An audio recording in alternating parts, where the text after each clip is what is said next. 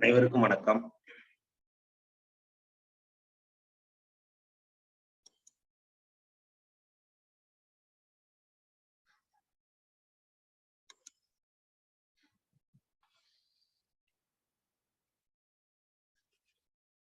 அனைவருக்கும் வணக்கம்.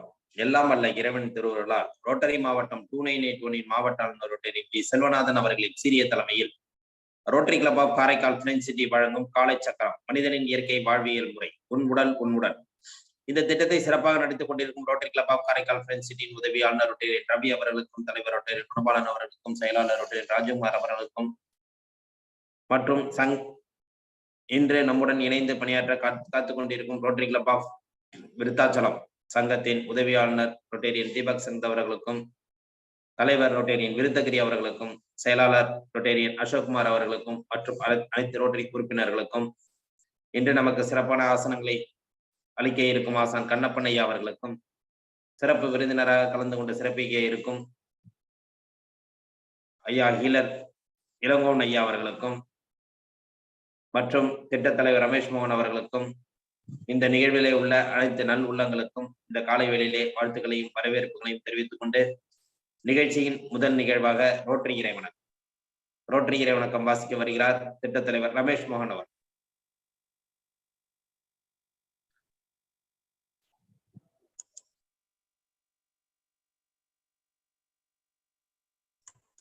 அனைவருக்கும் வணக்கம். ரோட்டரி இறைவணக்கம். எங்கும் நிறைந்த எங்கள் இறைவா, எல்லையில்லா பொருளே, இன்பத்தின் ஊற்றே, அன்பின் வடிவே, அருளின் ஒளியே, எங்கள் எண்ணம் சொல் செயல் யாவற்றிலும் தூய்மை நிலைபெற வேண்டுகிறோம். உலகில் நட்புணர்வும் நல்லுறவும் அன்பும் அமைதியும் அறமும் தழைத்திட நின்னருள் வேண்டி நிற்கின்றோம். யாதுமூரே யாவரும் கேளீர் என்பதை உணர்ந்து மக்கள் தொண்டிலே நாங்கள் நாளும் ஈடுபட எங்களுக்கு வலிமை தருவாய். எல்லோரும் எல்லா வளமும் பெற்று இனிதே வாழ்ந்திட இறையை அருள் புரிவாய். ரோட்டரி 4 வழி சோதனை. நாம் நினைக்கும் சொல்லும் அல்லது செய்யும் விஷயங்கள் 1 உண்மையா? ஆம். 2 சம்பந்தப்பட்ட அனைவருக்கும் நியாயமா? ஆம். 3 நல்லெண்ணத்தையும் சிறந்த நட்பையும் உருவாக்குமா? ஆம். 4 சம்பந்தப்பட்ட அனைவருக்கும் பயன் அளிக்குமா? ஆம். வாய்ப்புக்கு நன்றி. நன்றி. அடுத்த நிகழ்வாக இறைவேண்டுதல் அளிக்க வருகிறார் ஆசான் கண்ணப்பன் ஐயா.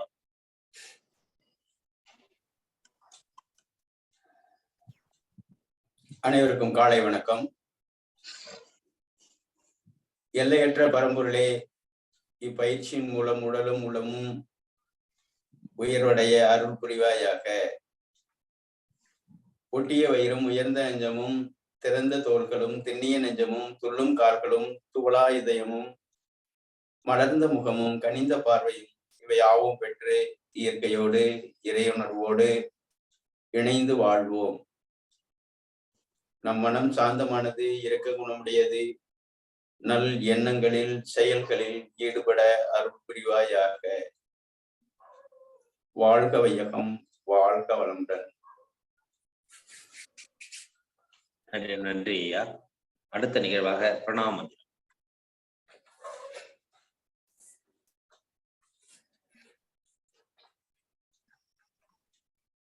உடல் நேராக இருக்கட்டுங்க. சிமுத்திரை வைத்து இரு கைகளிலும் சிமுத்திரை ஆழ்ந்து உள்ளெழுத்து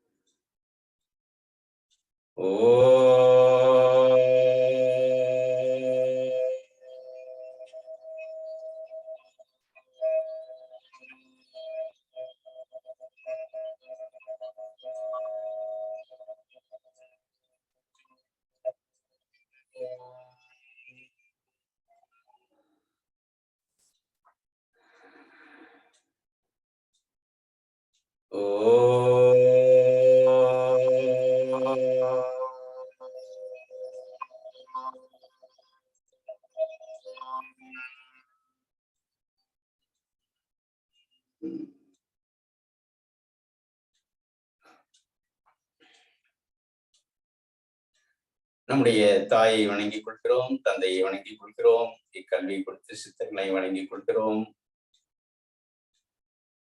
இப்பயிற்சியை நாளும் பின்பற்றுவோம் என உறுதி எடுத்துக் கொள்கிறோம். வாழ்க வளமுடன், வாழ்க வையகம்.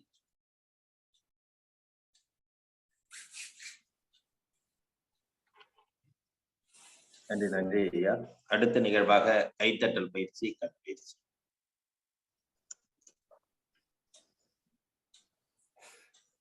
ஒன்று, இரண்டு, மூன்று, நான்கு, ஐந்து, ஆறு, ஏழு, எட்டு, ஒன்பது, பத்து.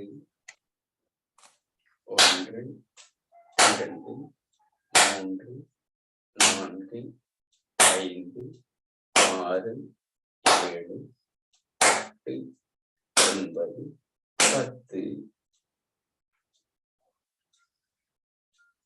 ஒரு நிதானமான நீண்ட மூச்சு.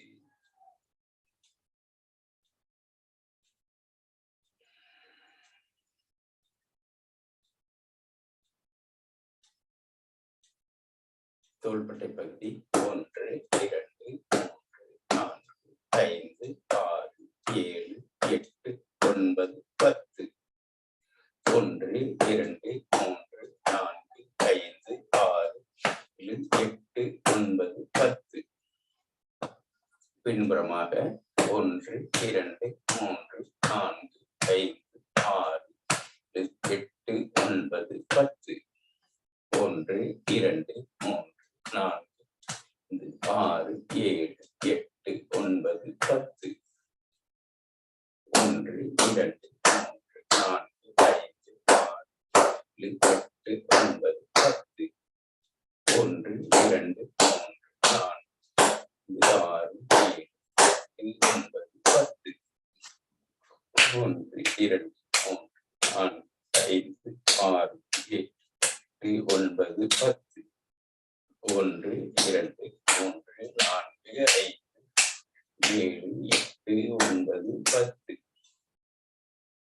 ஒன்று, இரண்டு, மூன்று, நான்கு, ஆறு, ஏழு, எட்டு, ஒன்பது, பத்து. ஒன்று, இரண்டு, மூன்று, நான்கு, ஐந்து, ஏழு, எட்டு, ஒன்பது, பத்து. ஒன்று, இரண்டு, மூன்று, ஐந்து, ஆறு, ஏழு, எட்டு, ஒன்பது, பத்து.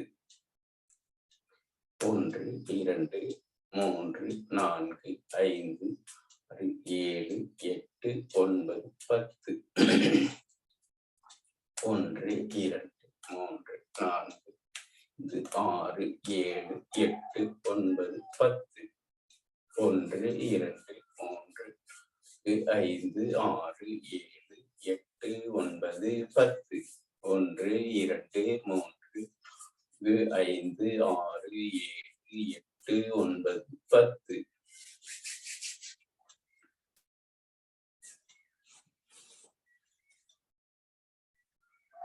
ஒரு ஆழ்ந்து நிதானமான நீண்ட மூச்சு. கண்களை மூடி கைகளில் ஏற்பட்ட மாற்றத்தை உணர்கிறோம்.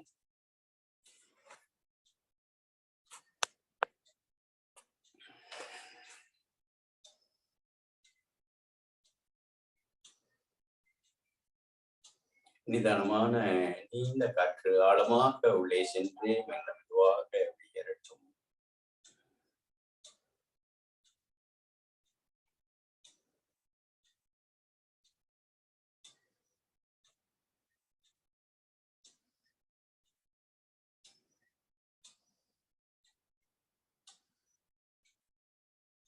கண்களுக்கான பயிற்சி.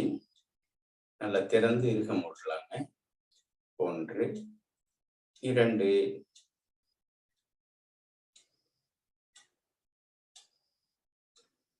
திறக்கிறோம், மூடுகிறோம், திறக்கிறோம். நல்லா இறுக மூடுங்க. உள்ள இருக்கக்கூடிய டஸ்ட் எல்லாம் வெளியில வர்ற அளவுக்கு.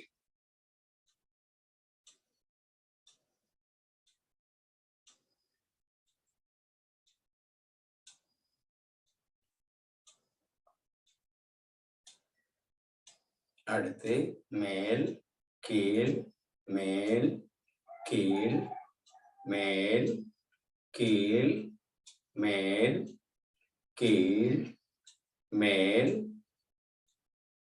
கீழ். ஒரு நீண்ட மூச்சு.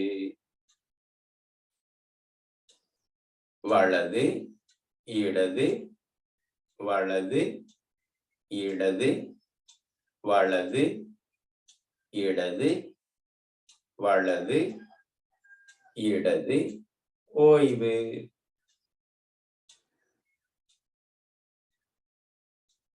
அடுத்து மேல் வலது கீழ் இடது அப்படியே வட்ட வடிவில் கொண்டு வாங்க.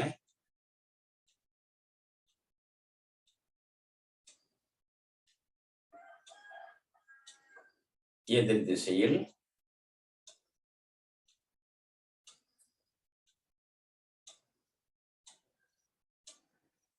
ஓய்வு. ஒரு ஆழ்ந்த மூச்சு.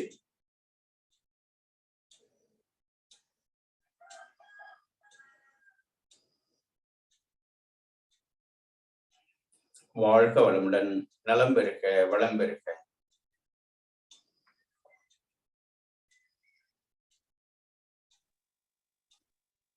நன்றி நன்றி ஐயா. அடுத்த நிகழ்வாக ஆசன பயிற்சி. உருளாசனம், அங்க பிரதட்சணம்,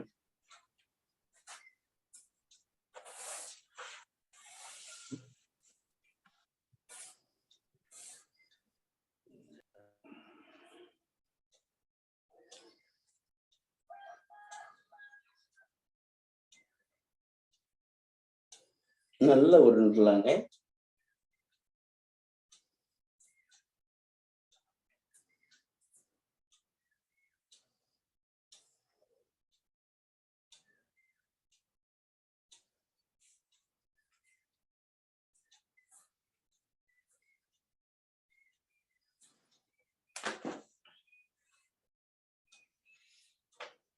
படுத்த நிலையில் உடலை தளர்வாக வைத்து ஆழமாக நீண்ட காற்று உள்ளே சென்று மெல்ல மெதுவாக வெளியேறுகிறது.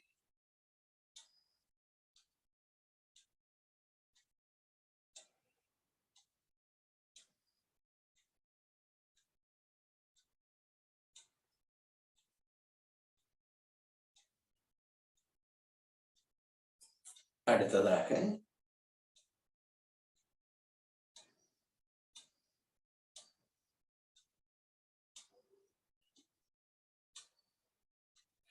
நல்ல முன்னும் பின்னும் வரலாங்க.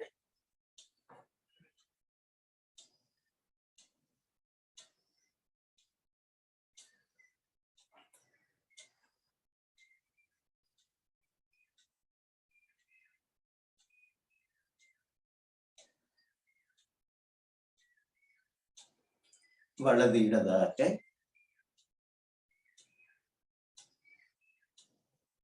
நல்ல இழுத்து பிடித்து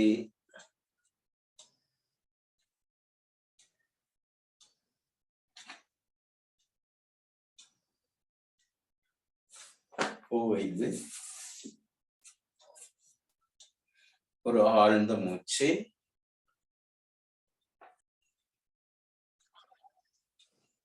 அப்படியே கால்களை மடித்து மெல்ல மெதுவாக அப்படியே கொண்டு வந்துடலாம்.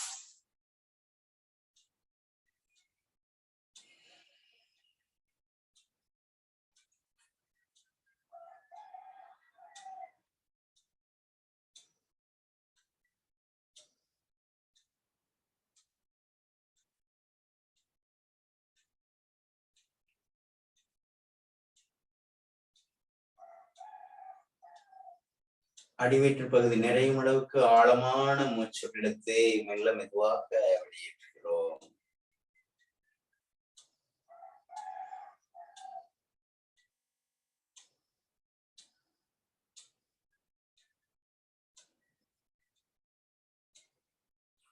இதற்கு மாற்று ஆசனமாக மச்சாசனம்.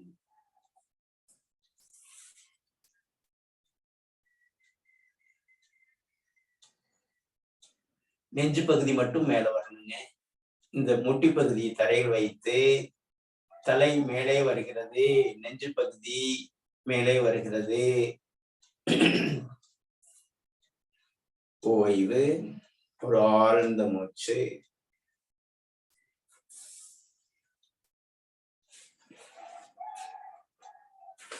அடுத்ததாக புஜங்காசனம், பாம்பாசனம். இரு கைகளையும் பக்கவாட்டில் வைத்து மெல்ல மேலே உயர்த்துகிறோம். 1, 2, 3, 4, 5, 6, 7, 8, 9. ஓய்வு.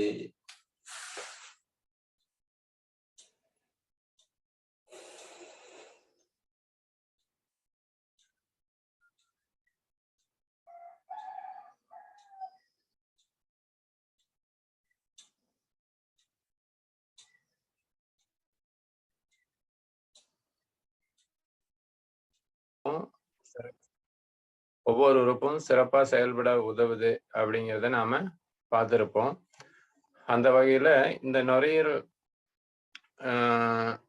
எப்படி பாதிக்கப்பட்டது, இதுல ஏன் ஒரு சில டைம்ல இவ்வளவு தூரம் பயிற்சி செஞ்சும் பலன் இல்லாம ஒரு சிலது இருக்குது அப்படிங்கிறத இப்ப கவனிச்சிட்டீங்க அப்படின்னா, இனி வரும் காலங்கள்ல செய்யற பயிற்சிகளுடைய பலனை முழுமையா நம்ம ஒவ்வொருத்தரும் அடைய முடியும்.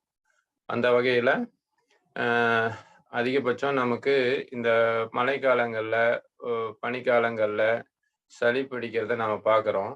இந்த சளி எதனால உருவாகுது அப்படின்னு நாம புரிஞ்சுக்கிட்டோம் அப்படின்னா, இதற்கு எளிமையான தீர்வையும் நம்மளால எடுத்துக்க முடியும். அந்த வகையில நம்ம சளி பிடிக்கும் போதெல்லாம் என்ன பண்ணிட்டோம், சளிய அதிகபட்சம் சிந்தாம உரியறதுனால தலைப்பகுதியில அந்த சளி கோத்துக்கிட்டு காது சம்பந்தப்பட்ட பிரச்சனைகளையும், தலபாரத்தையும், மூக்கடைப்பையும் உருவாகிறது அப்படிங்கிறத புரிஞ்சிட்டோம் அப்படின்னா, ஃபர்ஸ்ட் சளியை சிந்தணும். எவ்வளவு பெரிய மீட்டிங்கா இருந்தாலும் அங்கேயும் ஒரு துண்டை வச்சுக்கிட்டாவது நம்ம சளியை சிந்தி எடுக்கிற வரையும் அதுலயே ஒரு குறிப்பிட்ட சதவிகிதம் தொந்தரவுகளை குறைச்சிக்கிறதுக்கும் அதிகமாகாம பார்த்துக்கிறதுக்கும் உதவுது அப்படிங்கிறத நம்ம ஃபர்ஸ்ட் புரிஞ்சுக்குவோம். அடுத்தது இந்த சளி நுரையீரல்ல அதிகபட்சம் தங்குச்சு. இந்த நுரையீரல்ல தங்கின சளி எப்படி உருவாச்சுங்கிற இடத்த நம்ம பார்த்துருந்தோம் அப்படின்னா, சளிக்கு வைத்தியமே தேவையில்லாம இருந்திருக்கும். இப்போ நம்ம சாதாரண நம்ம வீடுகள்ல இருக்கிற நம்ம கூட வாழ்ற மக்களுடைய சராசரி விகிதத்துல 4ல் ஒருவருக்கு சைனஸ் சரிகள், டஸ்ட் அலர்ஜி, மூச்சு சிரமம் இந்த மாதிரி தொந்தரவுகள் இருக்கிறதா ஒரு ஆய்வு கொடுக்குது. அந்த வகையில இந்த ஒவ்வொருத்தரும் 4ல் ஒருத்தராவது இந்த அளவுக்கு அவதிப்படுறோம் அப்படின்னா, நம்ம ஒரு ஃபேமிலியில ஒருத்தராவது இந்த அவதிப்படுறதுக்கான சாத்தியக்கூறுகள் இருக்குது அப்படின்னா, இது எப்படி நாம சீரமைச்சுக்கிறது, அப்படி வந்ததை எப்படி சரி பண்ணிக்கிறது, மறுபடியும் தொந்தரவு வராம எப்படி தற்காத்துக்கிறது இப்படிங்கிற விஷயங்கள் எல்லாம் கவனிச்சிட்டோம் அப்படின்னா, நமக்கு ஈஸியா இன்குலர் இல்லாம, பஃப் இல்லாம, ஆக்சிஜன் வைக்காம இதெல்லாம் என்ன பண்றோம், நம்ம நிறைய பேர் அவசரத்துக்கு இன்குலரை வச்சு நுரையீரல அவசரத்துக்கு ஒரு பலூன் மாதிரி விரிவடைய வச்சு அப்போதைக்கு மூச்சு தொந்தரவு சரி பண்ணிக்கிட்டு நுரையீரல வீக்கடைய வச்சுட்டு அதுல ஒரு சில வேண்டாத மருந்துகளை உள்ள செலுத்தி ரத்தத்துல கலந்துட்டு தொந்தரவுகளை அதிகம் பண்றதுக்கு பதிலா இதுக்கான மூல காரணத்தை பார்த்துட்டோம் அப்படின்னா நமக்கு இந்த மாதிரி செலவுகளும் அவசியங்களும் ஒத்துரியங்களும் இல்லை. அதனால என்ன பண்ணுவோம், இது ஏன் எப்படி உருவாகுதுன்னு கவனிப்போம். இப்ப நாம ஒரு பந்தியில ஒரு 100 பேர் உட்காந்து சாப்பிட்றோம். 100 பேர்த்துக்கும் ஐஸ்கிரீம் வைக்கிறாங்க, ஸ்வீட் வைக்கிறாங்க அப்படின்னு வச்சுக்கு சாப்பிட்றோம்ல. இப்ப என்ன பண்ண போறோம், 100 பேரும் சாப்பிட்றோம், 100 பேர்த்துக்கும் சளி பிடிச்சிருதா அப்படின்னு கேட்டா இல்ல. ஒரு குறிப்பிட்ட சதவிகிதம் பேருக்கு மட்டும்தான் இந்த சளிக்கான காரணமா அமைஞ்சிருது. சரி, இப்போ நம்ம இது சாப்பிடும் போது எங்க போச்சு, வயிற்றுக்குள்ள போற இந்த ஸ்வீட்டோ, ஐஸ்கிரீமோ அல்லது தயிர் சாதமோ ஏன் சளியை உருவாக்குச்சு அப்படின்னு யோசிச்சிருந்தோம் அப்படின்னா, இப்போ வைத்தியம் ஈஸியா முடிஞ்சிருக்கும். நம்ம என்ன பண்ணிட்டோம், சளி பிடிக்கும் போதெல்லாம் இங்க செரிமான மண்டலம் வீக்கா இருந்ததுனால அல்லது கழிவுகள் முறையா வெளியேற்றப்படாதனால இந்த சளி நுரையீரல போய் கோத்துக்குச்சு. இங்க செரிமான மண்டலமும் கழிவு மண்டலமும் முறையா இயங்கி இருந்தது அப்படின்னா அடுத்தது எதிர்ப்பு சக்தி இயக்கமும் சரியா இருந்திருக்கும். அப்போ அந்த நுரையீரல இந்த பனிக்காத்தோ ஃபேன் காத்தோ கூட சளியை உருவாக்காம பார்த்துருக்கலாம் அப்படிங்கிறத நம்ம தெரிஞ்சிருக்கலாம். இப்போ நம்ம என்ன பண்ணிட்டோம், சளி பிடிக்கும் போதெல்லாம் மருத்துவர் அணுகணும், அல்லது சளிக்கான மருந்து எடுத்தோம். இது எடுக்கும் போது சளியை பவுட்ரு பண்ணி பண்ணி ஒவ்வொரு தடவையும் சளியை பவுட்ரு பண்ணி என்ன பண்ணிட்டோம், நுரையீரல ஃபர்ஸ்ட் இங்க படிஞ்சது, அதுக்கப்புறம் சளி பிடிச்சது, அதை சளியை பவுட்ரு பண்ணி இங்க மேல படிய வச்சிட்டோம். அப்படியே படிஞ்சு படிஞ்சு என்னாச்சு, நுரையீரல் நம்பி போய் இது வீசிங், ஆஸ்மா, டிபின்னு அடுத்தடுத்த ஸ்டேஜுக்கு கொண்டு போயிருச்சு.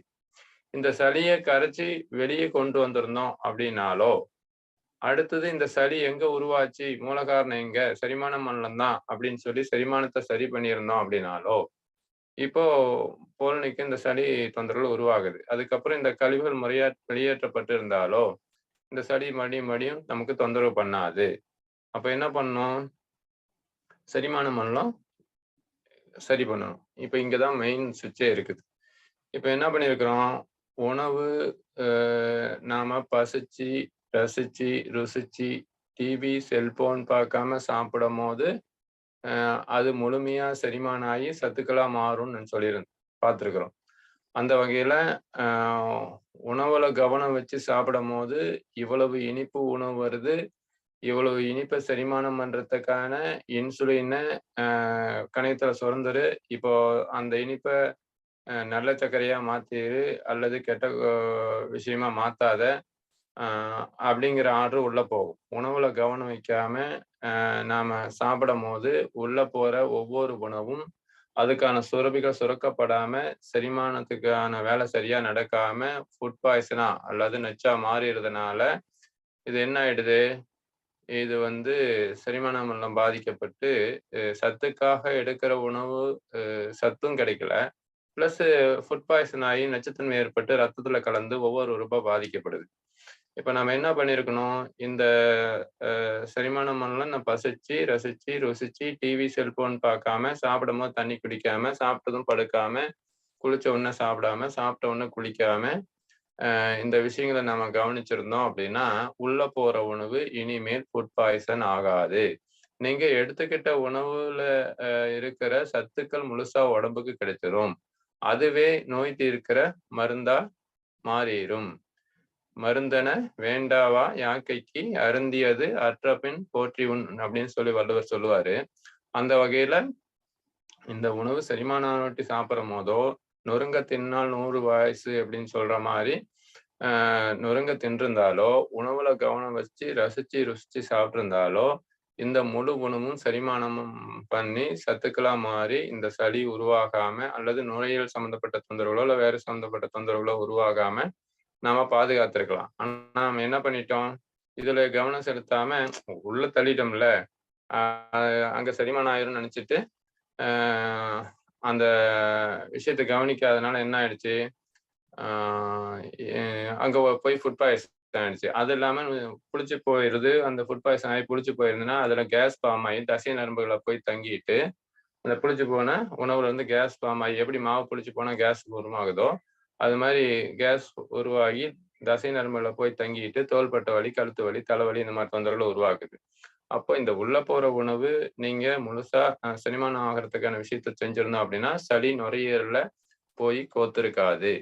அப்போ என்ன பண்ணிருக்கணும், இந்த செரிமான மண்டலத்தை சரி பண்ணியிருக்கணும். சரி, இதெல்லாம் சரியா இருக்கும் போது கழிவுகளும் முறையா வெளியேற்றப்படும். அப்படி கழிவுகள் முறையா வெளியேற்றப்படலை அப்படின்னா நுரையீரலுக்கும் எதிர்ப்பு சக்திக்கும் அல்லது கழிவுகள் முறையா வெளியேற்றத்துக்கும் உலர் திராட்சை, பாயாசத்துக்கு போடுற உலர் திராட்சைய நெய்யில வதக்கி கொஞ்சம் சாப்பிட்டோம் அப்படின்னா ஒரு 10 திராட்சையாவது கொஞ்சம் நல்லா ரசிச்சு ருச்சு மென்று சாப்பிட்டோம் அப்படின்னா இந்த கழிவுகள் முறையா வெளியேற்றப்படும். அதுவும் கருப்பு விதையுள்ள உலர் திராட்சையா இருந்தால் தசை நரம்புகளுக்கும் மருந்து, அதில் இருக்கிற விதையெல்லாம் கேன்சருக்கும் மருந்து. இப்ப என்ன பண்ணுது, இது மலக்குடலை மலத்தை இலக்கி வெளியேற்ற மருந்து, எதிர்ப்பு சக்திக்கான மருந்து, ரத்தம் ஊறத்துக்கான மருந்து, நுரையீரலுக்கு சரி பண்றதுக்கான மருந்து, இது மாதிரி எடுத்துக்கிட்டு நீங்க அவசரத்துக்கு சரி பண்ணிக்கலாம். ஆனா இதுவும் தொடர்ந்து தேவையில்லை, ஒரு சில நாட்கள் தேவைப்படும் போது எடுங்க. அதுக்கப்புறம் இங்க சளி உருவாகிற விஷயத்தையெல்லாம் சரி பண்ணிட்டோம் அப்படின்னா இதனுடைய அவசியமும் இருக்காது. உள்ள இருக்க சளி கரைச்சி வெளியே கொண்டு வந்திருக்கணும். எப்படி வெளியே கொண்டு வந்திருக்கணும்? கெண்டைக்கால் பகுதியில வீட்டுல இருக்கிற தேங்காய் எண்ணெயும் பச்சை கற்பூரத்தையும் எடுத்து நல்லா தேய்ச்சி விட்டீங்க அப்படின்னா அது இதயத்தையும் நுரையீரலையும் சிறப்பா வேலை செய்ய வைக்கிற ஒரு முக்கியமான தசைகள் இருக்கிற ஏரியா, புள்ளிகள் இருக்கிற ஏரியா. இப்ப என்ன பண்ணும், நம்மளுடைய கெண்டைக்கால் பகுதியில நல்லா இந்த மாதிரி கற்பூரத்தை பச்சை கற்பூரத்தை தேங்காய் எண்ணெயில கலந்து சூடு பண்ணி மிதமான சூட்டுல நல்லா அழுத்தி தேய்ச்சி விட்டீங்க சூடு பிறக்க அப்படின்னா இந்த நுரையீரல இருக்கிற சளி கரைஞ்சி வெளியே வரும். அதே மாதிரி முதுகு பகுதியில இந்த கழுத்துக்கு கீழே இருக்கிற முதுகு பகுதியிலையும் தேய்ச்சி விடலாம் நீங்க. இல்ல குழந்தைங்களா இருந்தா இந்த மார்பு பகுதியிலையும் தேய்ச்சி விடலாம். இதெல்லாம் உள்ள இருந்து சளியை கரைச்சி வெளியே கொண்டு வர்றதுக்கு உதவுற எளிமையான விஷயங்கள். இதுதான் ஒரு சிறப்பான வைத்திய முறையும் கூட. உள்ள இருக்கிற சளி கரைஞ்சு வெளியே வரணும், செரிமானம் எல்லாம் சரியா வேலை செய்யணும், கழிவுகள் முறையா வெளியேற்றப்படணும். இதுதான் முழுமையான தீர்வு கூட. நம்ம என்ன பண்ணிடுறோம், இதுல கவனம் செலுத்தாம நம்ம மருந்து சாப்பிட்டு சளியை பவுடர் பண்ணி வச்சதுனால அந்த தொந்தரவுகளும் முக்கியமானது. சரி, இப்ப சளி அடுத்தடுத்து எங்கெங்க உருவாகுதுன்னு கவனிங்க. இந்த வீசிங்கி, இந்த மூக்கடைப்பு, இந்த மாதிரி தொந்தரவுகள் இருக்கிறவங்களுக்கு ஒரு எளிமையான சில விஷயங்கள் சொல்றோம். நம்ம எப்பவுமே வைத்தியர்கிட்ட போகும் போதோ இல்ல வைத்தியம் பண்ணணும்னு நினைக்கும் போதோ ஒரு தொந்தரவு சரி பண்ணணும்னு நினைக்கும் போதோ ஒரு அதுக்கான தொந்தரவு வருவதற்கான மூல காரணங்களை பார்த்துடணும். இப்போ குழந்தைக்கு சளி பிடிச்சிருந்தது, இப்ப நம்ம அதுக்கு தயிர் மோர் கொடுப்போமான்னு சொல்லுங்க பார்க்கலாம். சளி பிடிச்சிருந்தா குழந்தைங்களுக்கு தயிர் மோர் கொடுத்தா இல்ல நாமளே சாப்பிட்டாலும் என்ன ஆகும், சளி அதிகமாயிரும். அப்போ இந்த தயிர் மோர் உடனே சளி அதிகம் பண்ணும். பால் உணவா எடுக்கிறோம் அப்படின்னா இன்னும் கொஞ்சம் மெதுவா அதிகம் பண்ணும். டீ காப்பில பால் எடுக்கிறோம்னா இன்னும் கொஞ்சம் மெதுவா அதிகம் பண்ணும். 3வே இந்த பால் சம்பந்தப்பட்ட எந்த உணவா இருந்தாலும் சளியை அதிகம் பண்ணும். இதே கடின உழைப்பு இருக்கிறவங்க, மூட்டை தூக்குறவங்க, கல் உடைக்கிறவங்க, அவங்களுக்கு இந்த பால் உணவோ அல்லது அசைவ உணவோ ஒரு பெரிய தொந்தரவு பண்றது இல்லை. நாம என்ன பண்ணிடுறோம், அவங்கெல்லாம் சாப்பிட்றாங்க அப்படின்னு சொல்லி நாமளும் செரிமானம் சரியா இருக்குதா அல்லது நம்ம உடல் உழைப்புகள் அந்த அளவுக்கு இருக்குதான்னு தெரியாம இந்த பாலை அடிக்கடி எடுத்தோம், எலும்புகள் வலுவாகும்னாங்க, கால்சியம் நிறைய இருக்குன்னாங்க. அப்போ பல் ஆஸ்பத்திரியும் மூட்டு வலி ஆஸ்பத்திரி எல்லாம் காணாம போயிருக்கணும். நமக்கு இந்த வலிகள்லாம் வந்துடக்கூடாது. ஏன் அதிகமாச்சு? ரெகுலராகவே டெய்லியும் பால் உணவுகள் இல்லாதவங்களுடைய லிஸ்ட் எடுத்தோம்னா கிட்டத்தட்ட ஒரு 5% தான் இருக்கும். மீதி 95% எடுத்தோம்னு வச்சுக்கோங்க. அப்படின்னா எலும்பு ஆகிற அளவுக்கு இரும்பாகிற அளவுக்கு எலும்பு இரும்பாகிற அளவுக்கு வலுவாலா இருக்கணும். ஏன் இங்க மூட்டு வலி வருது, பல் சம்பந்தப்பட்ட தொந்தரவு வருதுன்னு யோசிச்சிருந்தோமா? சரி, இந்த பால் உணவு என்ன பண்ணுதுன்னா நமக்கு சளியை உருவாக்குற முக்கியமான மூச்சு உருவாக்குற முக்கியமான வேலையெல்லாம் செய்யுது. அது புளிச்ச தயிரா இருந்தா சுகர் கூட கூடிருது. புளிச்ச தயிர், புளிச்ச மாவு, புளிச்ச ரசம் எல்லாம் சுகரை கூட கூட்டிடுது, அதனால வலிகள் கூட்டிடுது அப்படிங்கிற ஒரு லிஸ்ட்லாம் இருக்குது. அந்த வகையில நம்ம என்ன பண்ணணும்னா பால் சம்பந்தப்பட்ட உணவுகளை நிறுத்தின பல பேர் நான் பார்த்த வகையில என்னுடைய அனுபவத்துல சளி தொந்தரவுகள் இப்போ வரதில்லை அப்படிங்கிறத நான் கவனிக்கிறேன். அது எந்த வகையில இருந்தாலும் சரி, பால், டீ, காபி, தயிர், மோர் அப்படிங்கிற எந்த வகையில இருந்தாலும் சரி, இந்த பால் சம்பந்தப்பட்ட உணவுகளை தவிர்க்கிறோம். ஏதோ ஒரு நாளைக்கு விசேஷத்துக்கு போனோம், பிரியாணி போட்டாங்க, வெங்காயத்தோட தயிர் பச்சி வச்சுட்டாங்க, ஏதோ ஒரு மாசத்துல ஒரு நாள் எடுத்துட்டோம் அப்படிங்கிறத பத்தி ஒரி பண்ண வேண்டாம். நீங்க ரெகுலரா எடுக்கிற பால் சம்பந்தப்பட்ட உணவுகளை ஒரு 15 நாள் நிறுத்திட்டு அல்லது ஒரு மாசம் நிறுத்திட்டு இந்த சளி, மூச்சு தொந்தரவு, சைனஸ், மூக்கடைப்பு, தலைபாரம் இந்த விஷயங்களை கவனிச்சு பாருங்க. இதெல்லாம் குறைஞ்சிருக்கும். அடுத்தது எலுமிச்சம்பழம், இளநீ, நெல்லிக்காய், கொய்யாப்பழம், இதையெல்லாம் பூம்பழம், அடுத்தது மொந்த வாழைப்பழம், இந்த மாதிரி விஷயங்களை எடுக்கும் போது உடனே இந்த சளி தொந்தரவு அதிகமாகும். இதெல்லாம் நல்ல விஷயம்தான். இது எப்படி எடுக்கணும்னு முறை இருக்குது. இது நேரடியா டக்குன்னு அதிக கான்சன்ட்ரேஷன் எடுக்கும் போது, அதாவது இப்போ எலுமிச்சம்பழம் சிட்ரிக் ஆசிட் அது குடலை அரிச்சிருது, அதை எப்படி டைலூட் பண்ணி எடுக்கணும்னு இருக்குது. நேரடியா அதிகமா சாப்பிடும் போது சளி அதிகம் பண்ணிடுது. அது எந்த முறையில எடுத்தோம் அப்படின்னா இதை வந்து அதே சளிக்கான மருந்தா மாத்தலாங்கிற முறை இருக்குது. நம்ம டைலூட் பண்ணி இப்போ இஞ்சி சாறு கலந்து, தேன் கலந்து, புளிப்பு அதிகமா இல்லாம கொப்பளிச்சு முழும்னா அதே எலுமிச்சம்பழத்தை சளிக்கான மருந்தா மாற்ற முடியும். நாம அப்படி இல்லாம நேரடியா அதிகம் புளிப்போட எடுத்துட்டோம் அப்படின்னா அதே தொந்தரவு அதிகம் பண்ணிடுது. இதே நெல்லிக்காயும் அப்படிதான். நெல்லிக்காயும் அருமையான வைட்டமின் சத்துக்கள் நிறைஞ்ச ஒரு அருமையான உணவு. இது ஒரு ராஜகனி அப்படின்னு சொல்ற மாதிரி எலுமிச்சம்பழமும் இந்த இதுவும் ஒரு நல்ல விஷயம்தான். ஆனா நம்ம என்ன பண்ணிட்டோம், இது எப்படி எடுக்கிறதுன்னு தெரியாம நெல்லிக்காயை அடிச்சு குடிக்கிறது சளி அதிகம் பண்றதுக்கான காரணிகளை ஒன்றாகும், அல்லது அல்சர் அதிகம் பண்றதுக்கு காரணிகளை ஒன்றாகும், இன்னும் பல தொந்தரவு காரணம் இருக்கு. அதனால அதை எப்படி எடுக்கணும்னு முறை இருக்குது. நீங்க மருத்துவர்களை கேட்டுட்டு ஒவ்வொரு விஷயமா தெரிஞ்சுக்கிட்டு அணுகி எடுத்துக்கிட்டீங்க அப்படின்னா, அதே நெல்லிக்கனியும் எலுமிச்சங்கனியும் மிகச்சிறந்த மருந்தா வேலை செய்யும். அப்ப இப்ப என்ன பண்றாங்க, கொஞ்ச நாளைக்கு மட்டும் ஒரு சளி சரியாகிற வரையும் எலுமிச்சம்பழம், இளநீ, நெல்லிக்காய், கொய்யாப்பழம், பால் சம்பந்தப்பட்ட உணவுகள், பூம்பழம், மொந்த வாழைப்பழம் இது உடனே அதிகம் பண்ணும். மற்ற பழங்களை அது எப்படி எடுக்கணும், அல்லது சுடுதண்ணீர் எடுக்கணும், கொஞ்சம் ஆப்பிள்னா வேவிச்சு எடுக்கணுங்கிற முறையெல்லாம் இருக்குது. மற்ற பழங்கள் எடுக்கலாம். இது இப்படி எடுத்துட்டீங்க அப்படின்னா என்ன பண்ணும், நமக்கு மூச்சு தொந்தரவுக்கு வைத்தியமே தேவையில்லை, சளி தொந்தரவுக்கு வைத்தியமே தேவையில்லை, மருந்தே தேவை. இந்த மாதிரி வழிமுறைகள்லாம் இருக்கு. இப்ப என்ன பண்ணும், இதுக்கான மூல காரணத்தை அதிகம் பண்றதுக்கான காரணிகளை கவனிங்க. அதுக்கப்புறம் நம்ம வைத்தியம் பண்ணுவோம். வைத்தியம் பண்றது ஒரு பெரிய விஷயம் இல்லை. நம்ம ஏற்கனவே சொன்ன மாதிரி அந்த வாட்டர் கேன்ல தண்ணி லீக் ஆகிட்டே இருக்குது, நம்ம ஊத்திக்கிட்டே இருந்தா சரி பண்றதுக்கான முயற்சி எடுத்துக்கிட்டே இருந்தா என்ன பிரயோஜனம்? அப்ப என்ன பண்ணும், நீங்க அந்த அதிகமாகிற இந்த தொந்தரவு உருவாகிற இடங்களை கவனிங்க. அதுக்கப்புறம் வைத்தியங்கிறது அவசியம் குறையும். அந்த வகையில இந்த விஷயங்களை தவிர்த்துங்க. அடுத்து இன்னும் எங்க அதிகமாகும் அப்படின்னு கேட்டீங்கன்னா, நேரடியா ஃபேனு கீழே படுத்தா, சில்லுன்னு தரையில படுத்தா, கொசுவத்தி சுருள் லிக்யூட் இந்த மாதிரி விஷயங்களை பயன்படுத்தினா, முகத்தை போத்தி படுத்தா, ரொம்ப பனிக்காத்து நேரடியா உள்ள வந்தா, இந்த மாதிரி விஷயங்களை படுத்தா இந்த மூக்கடைப்பு, சைனஸ், தலைபாரம் இந்த மாதிரி நுரையீரல் சம்பந்தப்பட்ட தொந்தரவுகள், சளி சம்பந்தப்பட்ட தொந்தரவுகள் அதிகமாகுது. இப்ப இதெல்லாம் எங்கெங்க அதிகமாகுதுன்னு கவனிச்சுட்டீங்கன்னாவே மேக்சிமம் வைத்தியம் தேவையில்லையே. நாம எல்லாரும் என்ன பண்ணிடுறோம்னா, அதிகமாகிற இடத்த கவனிக்காம வைத்தியம் பண்றதுனாலதான் அப்போதைக்கு குறையுது, மறுபடியும் வருது, அப்ப மறுபடியும் குறையுது, அதிகமாகுது அப்படிங்கிற மாதிரி அடிக்கடி தொந்தரவு பண்ணுதுங்கிறது. சளியோ காய்ச்சலோ எப்போவாது வரலாம். அப்பதான் உடம்புல எதிர்ப்பு சக்தி இருக்குதுங்கிறது, அதுல எதிர்ப்பு சக்திக்கான வேலை அங்க நடக்கும். அடிக்கடி வருதோ அதிக நாளோ தவங்கிறது தான் கொஞ்சம் கவனிக்க வேண்டிய விஷயம். அப்போ இந்த வகையில ஃபேனுக்கு நீள படுத்தீங்கன்னா மூக்கடைப்பு, தலைபாரம், சைனஸு, மூச்சு சிரமம் உருவாகும்.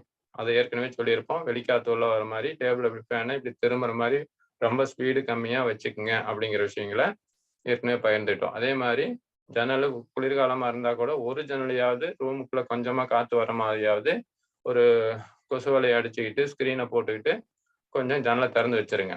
இப்ப நேரடியா பனிக்காத்து வந்து தொந்தரவு பண்ணாது. இப்போ அதனால வர மூச்சு சிரமங்கள் சம்பந்தப்பட்ட தொந்தரவுகள் வராது.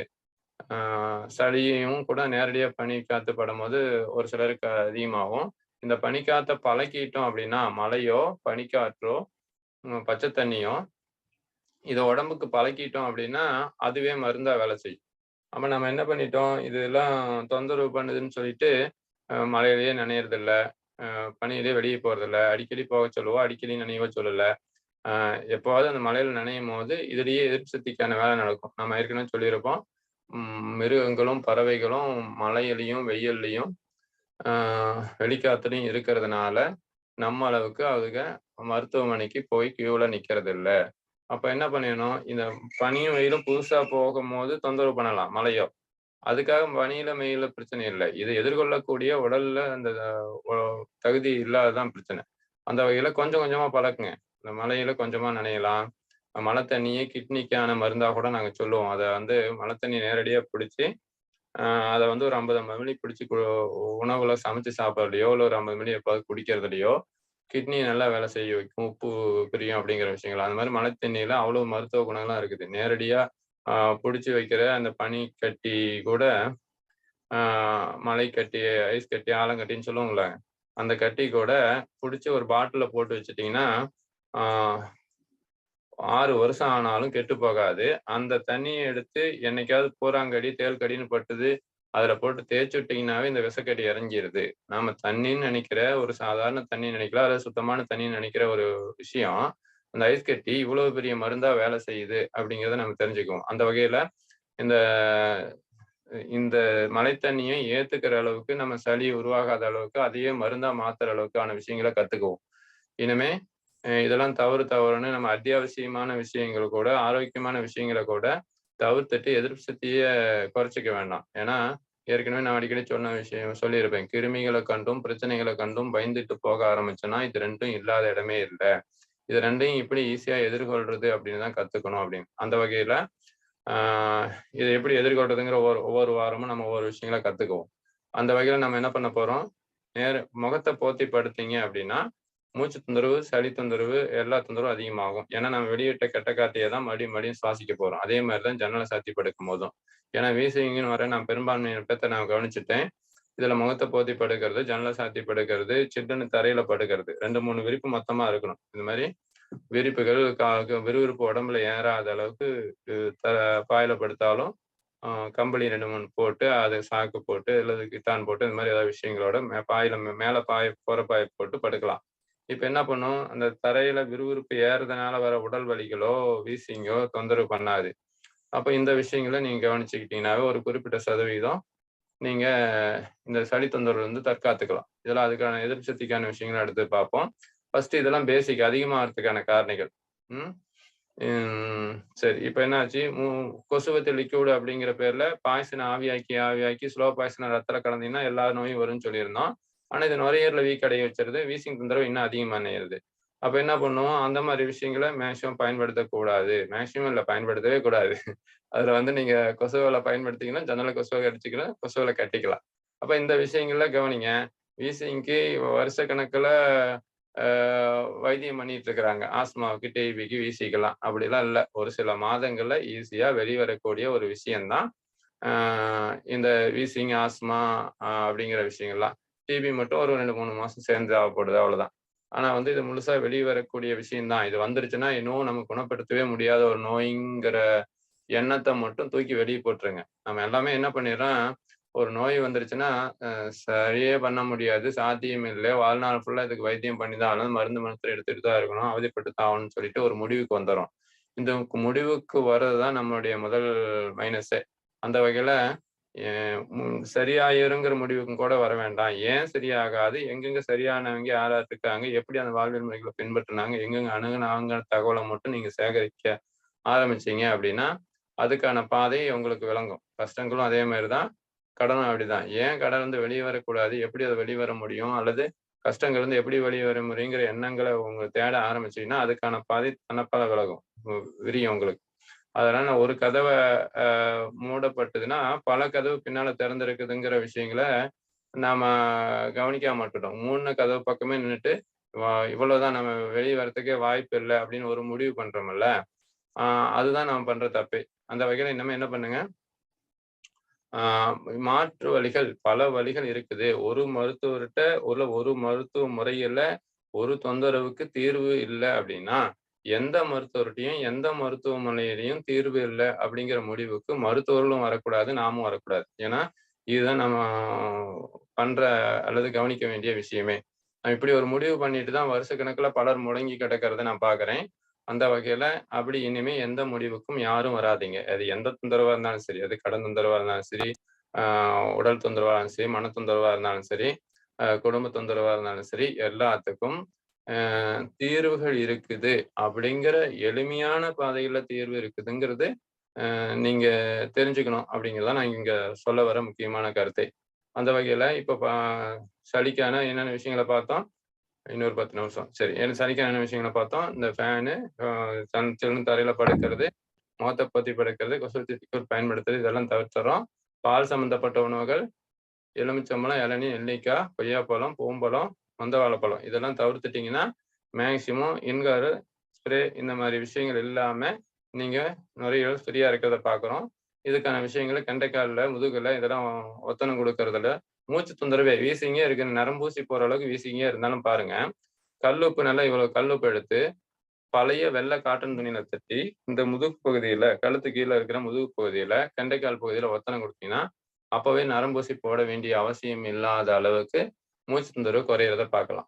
அதே மாதிரி இந்த சளியை கரைச்சி வெளியே கொண்டு வருது எப்படி, ஐயா கண்ணப்பண்ணையா கேட்டீங்கன்னா சொல்லுவாங்க, நேர்த்திப்பாட்டுன்னு ஒரு கப்பு, மூக்கு சுத்தம் பண்ற கப்பு, இப்படி உப்பு தண்ணி, வெதுப்பான உப்பு தண்ணிய இப்படி வச்சுட்டு இப்படி தலையை சாய்ச்சிட்டு குமிஞ்சிட்டு ஒரு முறை இருக்கு. இந்த தண்ணி இந்த பக்கம் போய் இந்த பக்கம் வந்துடும். இதை செய்யும் போது இந்த சைனஸ் சரிகள்ல மூக்கடைப்பு, மூக்குல ஆப்ரேஷன் பண்ணணும், சதை வளர்ச்சி இருக்குது அப்படிங்கிற தொந்தரவெல்லாம் வெளியே வரதை பார்க்கலாம். எந்த ஒரு செலவும் இல்லை. ஒரு கப்பு ஒரு 50 ரூபா தான் வரும். இந்த கப்பை வாங்கி மூக்கல அது வாயில மூச்சை விட்டுட்டு எப்படி அதை சுத்தம் பண்ற முறை இருக்குது ஒரு தடவை கத்துக்கிட்டு போயிட்டீங்க அப்படின்னா எப்பப்போ பயன்படுத்தணுமோ அப்பப்போ பயன்படுத்தி சைனஸ், மூக்கடைப்பு, சைனஸ் அறைகள் நீர் கோத்திருக்கிறது, தலபாரம், சதை வளர்ச்சி அப்படிங்கிற தொந்தரவுகள்ல இருந்து பலர் இதுல வெளியே வர முடியும். இது மாதிரி செலவில்லாத எளிமையான பல வைத்திய முறைகள் இருக்கு. இதை தெரிஞ்சுக்கிறதுக்காக ஒரு சில நிமிடங்கள் ஒதுக்குங்க. நீங்க இப்ப ஒதுக்குற ஒவ்வொரு நிமிடமும் ஒரு பொன்னான நேரமா உங்களுக்கு அமையும். இப்ப கண்ணப்பனையாட்ட கேளுங்க, அதுக்கான விஷயங்கள் அவர் ஐயா வச்சிருப்பாரு. அதுக்கான முறைகளை சொல்லி கொடுப்பாரு. இப்ப என்ன பண்ணுவோம், சைனஸ் அறைகள் சரி பண்றதுக்கான, இது தலைவலியும் சரி பண்றதுக்கான சைனஸ் அறைகள்னால வர நீர் கோத்திருக்கும். இந்த சளிதான் என்ன பண்ணிருது, இங்க இங்க போய் தங்கிட்டு சைனஸ் அறைகள்ல நீரை கோத்துட்டு அது கண் அழுத்தம், தலபாரம், காது சம்பந்தப்பட்ட தொந்தரவுகளை உருவாக்குது. அப்ப இந்த நேர்த்திப்பாட்டை பயன்படுத்தின விஷயங்கள்லயே இத்தனை பேர் வெளியே வராங்க. சரி, இதுல ஒரு முக்கியமான தகவல் என்னன்னு கேட்டீங்கன்னா, இந்தியாவுல ஒரு மிகப்பெரிய